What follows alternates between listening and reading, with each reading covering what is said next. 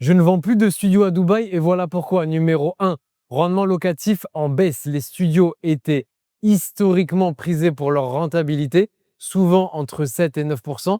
Aujourd'hui, le loyer des studios n'augmente plus. Selon une étude de DXB Interact, le rendement actuel tourne autour de 6 à 7%, parfois moins quand on retire les charges. Numéro 2, taux de vacances locatives beaucoup plus élevé. Les studios sont les plus touchés en vacances locatives.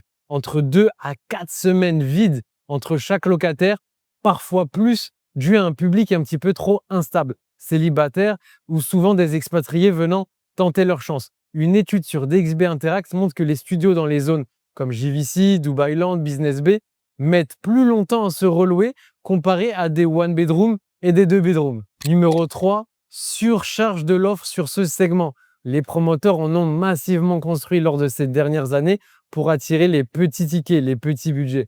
Selon Global Property Guide, une douzaine de milliers de nouvelles unités ont été livrées en ce début d'année 2025, gonflant l'offre globale. Résultat, sur-offre sur le marché, surtout dans des quartiers comme JVC, Dubai South ou encore Dubai Land. Trop de concurrence, les loyers ne suivent pas la même hausse que les autres typologies. Numéro 4, la demande a évolué.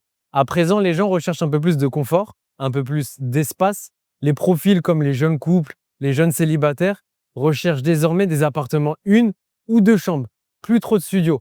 D'ailleurs, le studio est en train de décoter petit à petit, se faisant devancer par l'appartement 1 chambre et maintenant l'appartement 2 chambres. Le studio occupe aujourd'hui la 3e position des biens les plus loués sur Dubaï. Numéro 5, potentiel de plus-value médiocre. Les studios sont les biens qui prennent le moins de valeur sur Dubaï.